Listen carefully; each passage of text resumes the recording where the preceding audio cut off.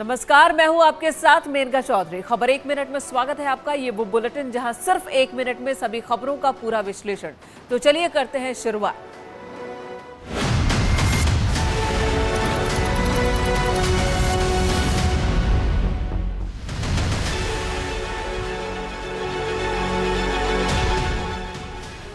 काशी के तर्ज पर मथुरा के शाही ईदगाह में सर्वे के लिए कोर्ट में एक याचिका दाखिल हुई है, जिस पर मंगलवार को सिविल जज सीनियर डिवीजन की कोर्ट में सुनवाई होगी। देखिए ये रिपोर्ट।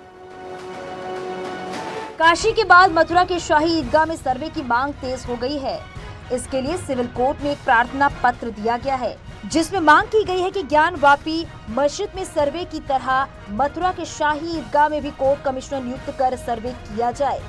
और हमारा कहना है कि जो मस्जिद परिसर है उसका वीडियोग्राफी कराई जाए, फोटोग्राफी कराई जाए और वहाँ एडवोकेट कमिश्नर जाए और एडवोकेट कमिश्नर मौके पर जाकर के पूरे तथ्यों का अवलोकन करें। कोर्ट में प्रार्थना पत्र देने वाले वकील का दावा है कि मथुरा के शाही ईदगाह में हिंदू चिन्ह कमल, शंख, गदा, ओम प्रतीक चिन्ह और स्वास्तिक के चिन्ह मौजूद हैं।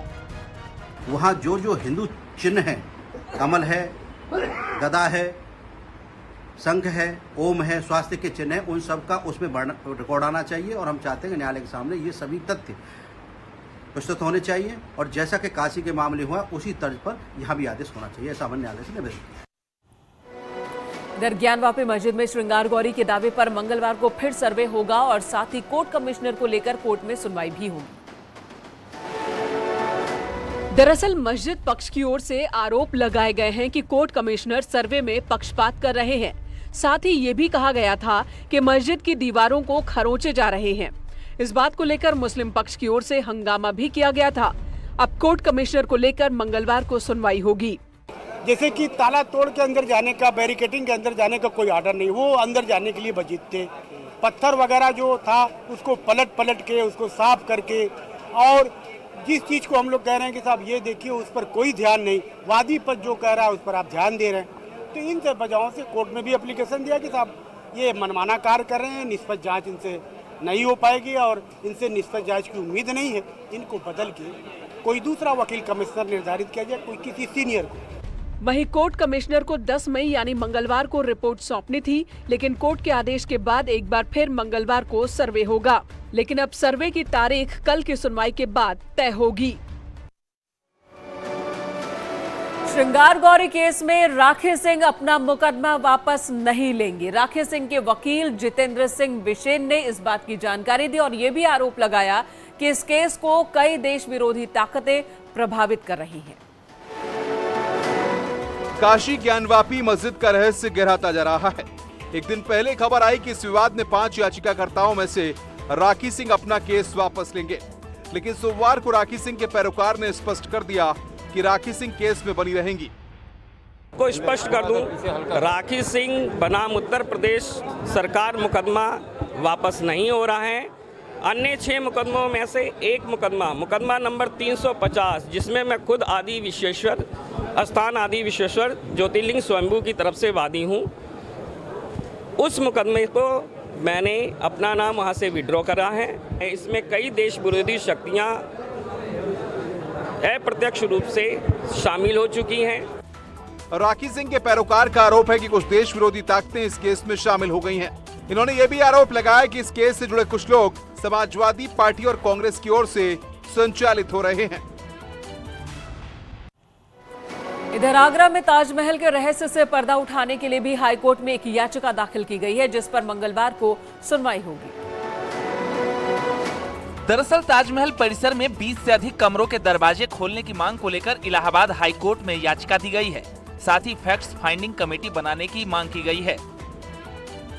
देखिए, याचिका मैंने जो लगाई है, ताजमहल के जो 22 कमरों का विवाद है वो विवाद का निस्तारण हो, क्योंकि उसी 22 कमरों के पीछे सारा विवाद है।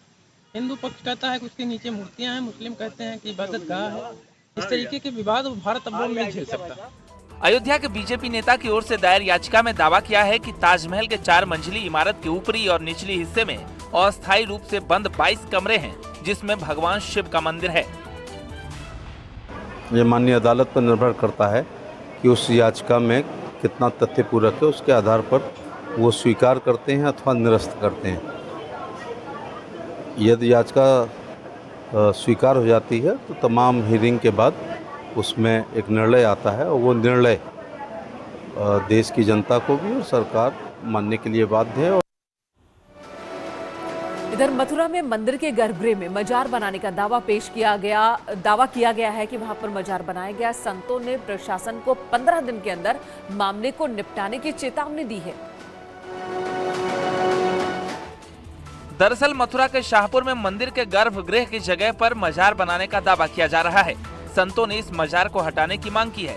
संतों ने प्रशासन को चेतावनी दी है कि अगर 15 दिन के अंदर मजार नहीं हटाया गया तो वहीं धर्म पंचायत करेंगे। जब वक्फ बोर्ड ने भी कह दिया है कि हमारे यहाँ इस ज़मीन पर हमारा इंद्राज नहीं है, कोई नाम नहीं है, बांके बिहारी का ही नाम है, केवल हमारे मथुरा के कागजों में बांके बिहारी, यहाँ पर बांके बिहारी की जगह इन्होंने कब्रिस्तान कर दिया। ऊपर कहीं भी लखनऊ तक और किसी वक्फ बोर्ड तक कोई नाम वहाँ पर दूसरा नहीं है। वृंदावन में धर्म रक्षा संघ का दावा है कि ये जमीन बांके बिहारी मंदिर शाहपुर के नाम से दर्ज है, लेकिन 2004 में मुलायम सरकार में साजिश के तहत कब्रिस्तान में दर्ज करा दी गई और मजार बना दी गई। उधर माफिया डॉन मुख्तार अंसारी की मुश्किलें कम नहीं हो रही हैं। आज ईडी ने भाई अफजाल अंसारी और दोनों बेटों को तलब किया और 8 घंटे से ज्यादा देर तक पूछताछ अफजाल अंसारी से हुई। जेल में बंद माफिया मुख्तार को ईडी बड़ा झटका देने वाली है। मनी लॉन्ड्रिंग केस में ईडी एक्टिव हो गई है। ईडी ने मुख्तार के भाई सांसद अफजाल अंसारी और बेटे विधायक अब्बास अंसारी और उमर अंसारी को तलब किया। पूर्वांचल के माफिया डॉन के तौर पर बदनाम मुख्तार अंसारी की मुश्किलें लगातार बढ़ रही हैं। मुख्तार अंसारी बादा जेल में बंद है, लेकिन मनी लॉन्ड्रिंग का जो केस दर्ज हुआ था उसमें मुख्तार अंसारी के बेटों अब्बास अंसारी जो कि विधायक है सुहेल देव समाज पार्टी से, इसके साथ ही साथ उमर अंसारी और भाई अफजाल अंसारी को ईडी ने तलब किया है। माफिया मुख्तार के खिलाफ ईडी की ओर से दर्ज मुकदमे के बाद ईडी ने मुख्तार के करीबी रहे रिश्तेदारों और गुर्गों के खिलाफ भी जांच शुरू कर दी थी। उनकी अवैध संपत्तियां भी अटैच की गई थीं। इसी कड़ी में सोमवार को ईडी की प्रयागराज इकाई ने मुख्तार अंसारी के भाई सांसद अफजाल अंसारी, विधायक बेटे अब्बास अंसारी और उमर अंसारी को तलब किया।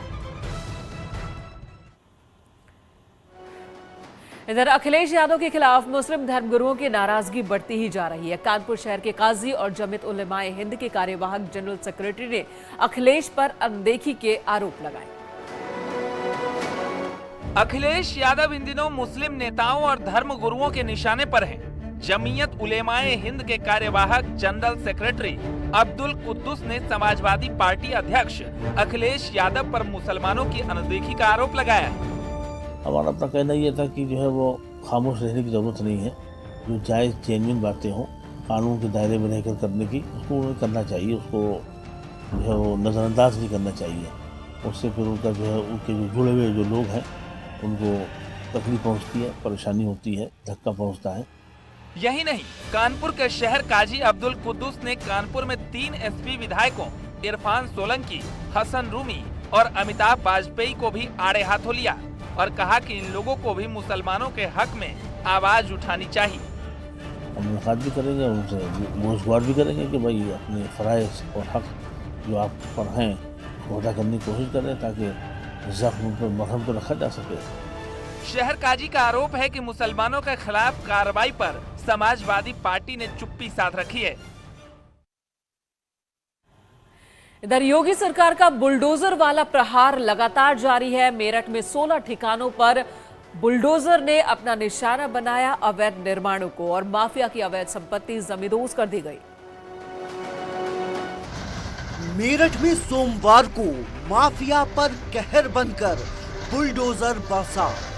मेरठ विकास प्राधिकरण ने एक साथ 16 जगह बुलडोजर की कार्रवाई की।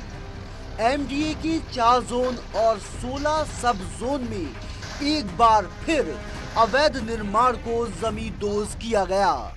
जहां शहर के सुनियोजित विकास में चूना लगाने वाले भूमाफिया और दबंगों पर प्रशासन का बड़ा एक्शन देखने को मिला।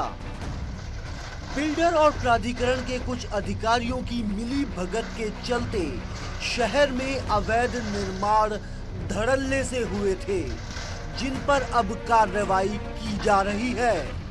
असम में एनकाउंटर में मारे गए बदमाश अकबर बंजारा की संपत्ति पर एक बार फिर बुलडोजर चला और कई दुकानें जमींदोज की गईं। इधर नोएडा अथॉरिटी की सीईओ रितु माहेश्वरी को फिलहाल राहत नहीं मिली है। इलाहाबाद हाईकोर्ट ने रितु माहेश्वरी को एनवीडब्ल्यू जारी कर गिरफ्तार करने के आदेश दिए हैं। दरअसल जमीन अधिग्रहण से जुड़े केस में कोर्ट की अवमानना पर इलाहाबाद हाईकोर्ट ने अथॉरिटी की सीईओ रितु माहेश्वरी को गैर जमानती वारंट जारी किया है, जिसके बाद रितु सुप्रीम कोर्ट पहुंच गई। सुप्रीम कोर्ट ने फटकार लगाते हुए कहा कि आप आईएएस अफसर हैं, आपको नियम पता है। हर रोज हाईकोर्ट के आदेशों का उल्लंघन होता है, अधिकारियों का ये रूटीन बन गया है।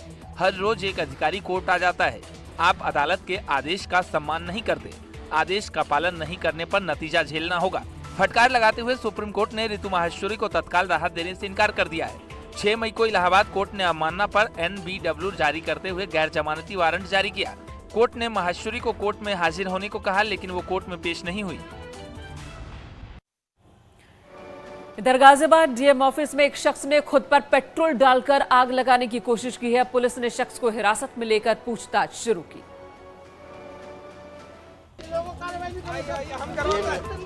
दरअसल गाजियाबाद में डीएम ऑफिस में उस वक्त अफरा तफरी मच गई जब एक शख्स ने खुद पर पेट्रोल डालकर आग लगाने की कोशिश की। मौके पर मौजूद पुलिस वालों ने उसकी जान बचाई और हिरासत में लेकर पूछताछ कर रही है।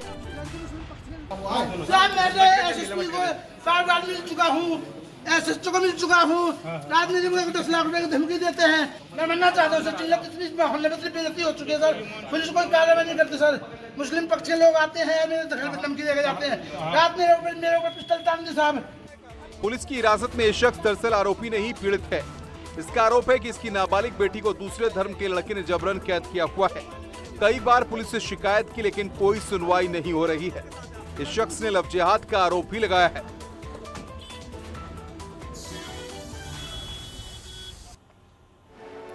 उधर अमेठी के 2 दिवसीय दौरे पर पहुंची केंद्रीय मंत्री स्मृति ईरानी ने जिले के लोगों को कई सौगात दी है। किसी को घर की चाबी तो किसी को शौचालय का गिफ्ट मिला।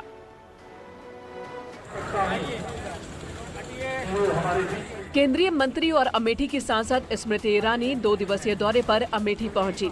जगदीशपुर विधानसभा क्षेत्र में स्मृति ईरानी का बीजेपी कार्यकर्ताओं ने फूल देकर स्वागत किया। इस दौरान स्मृति ईरानी ने जन चौपाल में लगी सभी स्टॉलों का निरीक्षण किया। साथ ही केंद्र और प्रदेश सरकार की योजनाओं के लाभार्थियों को प्रमाण पत्र वितरित किए। जन चौपाल कार्यक्रम में अमेठी के जिलाधिकारी और पुलिस अधीक्षक, सीडीओ समेत सभी जिला स्तरीय अधिकारी मौजूद रहे। अमेठी सांसद स्मृति ईरानी ने स्वयं सहायता समूह की महिलाओं को भी सम्मानित किया। साथ ही पीएम आवास के लाभार्थियों को उनके आवास की चाबी सौंपी। इसके अलावा स्मृति ईरानी ने मनरेगा के लाभार्थियों को भी सम्मानित किया। अपने अमेठी दौरे के दौरान ईरानी ने शौचालय के लाभार्थियों को प्रमाण पत्र दिए और दिव्यांग विधवा पेंशन लाभार्थियों को प्रशस्ति पत्र देकर सम्मानित किया। मंत्री स्मृति ईरानी ने मत्स्य पालन के लाभार्थियों को भी प्रमाण पत्र दिए। और अमेठी में एक शादी समारोह में शिवपाल यादव के पहुंचने से सियासी गलियारों में हलचल शुरू हो गई है।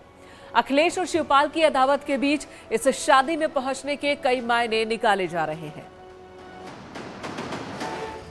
रामसुफल पांडे की नातिन को आशीर्वाद देने शिवपाल यादव अमेठी पहुंचे, जिसके बाद सियासी गलियारों में कई लोग कयास लगाने लगे। दरअसल जिनके घर शादी में शिवपाल पहुंचे वो रामसुफल पांडे का घर है। कहा जाता है कि रामसुफल पांडे मुलायम सिंह के राजनीतिक गुरु रहे हैं। रामसुफल पांडे को मुलायम सिंह का करीबी माना जाता है। कहते हैं मुलायम सिंह के राजनीतिक सफर में रामसुफल पांडे का काफी योगदान रहा है।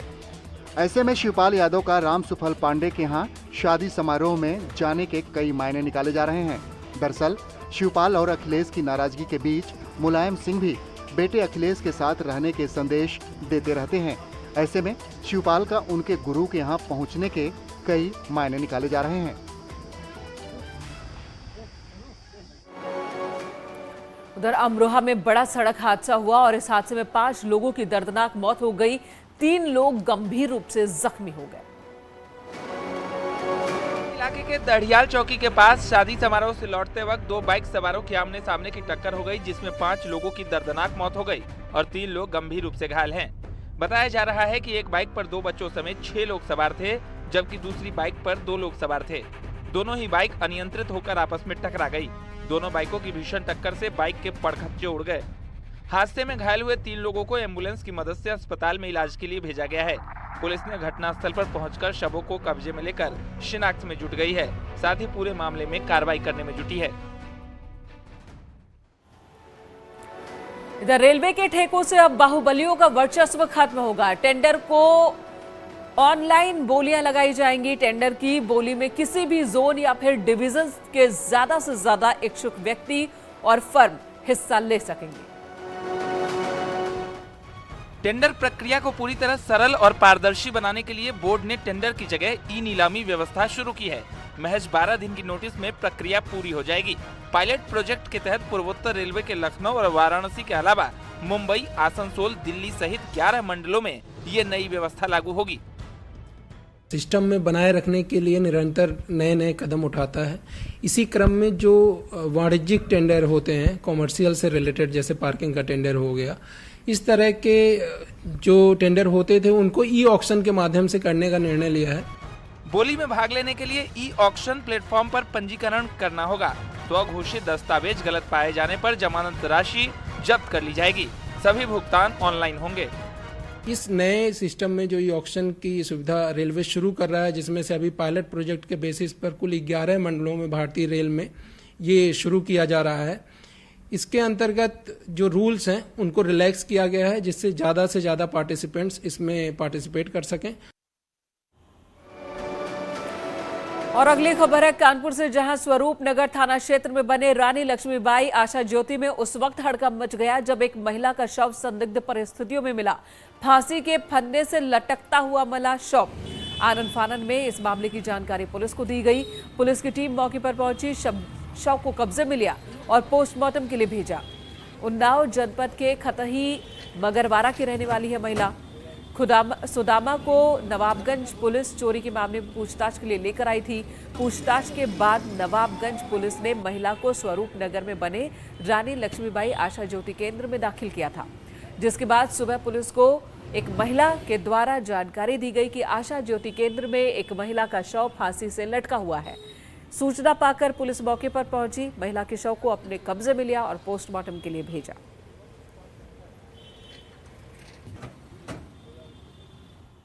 एक चोरी का प्रकरण हुआ था नवाबगंज थाना क्षेत्र में, तो उसी के संदर्भ में पूछताछ के लिए आई हुई थी। तो महिला को अगर पूछताछ के लिए आई थी तो पूछताछ के उसको घर जाना चाहिए, तो यहाँ क्यों रखा गया? पूछताछ के लिए उनको वापस भेजा गया था घर, लेकिन रात होने की वजह से उनके घर से कोई आ नहीं पाया था और लिहाजा सूर्यास्त के बाद से थाने में भी रोकना उचित नहीं था, इस वजह से इनको वापस भेजा गया था। पूछताछ के लिए तो क्या घर का कोई सदस्य नहीं आया था? पूछताछ के लिए यही अकेले आई हुई थी और उसके बाद जो है घर के सदस्य को बुलाया गया था, इनके पति को, लेकिन वो नहीं आ पाए। सर, आशा ज्योति के इनके लोग क्या कह रहे हैं? मतलब ये कैसे अंदर पहुंच गई सुसाइड करने के लिए? क्या इन लोग क्या नहीं, वो ये जो घटना है वो तो बाथरूम के अंदर की है, क्योंकि बाथरूम में जब व्यक्ति रहता है वो तो जाता ही है। यहाँ रुकेंगे एक ब्रेक के लिए, खबरों का सिलसिला जारी है।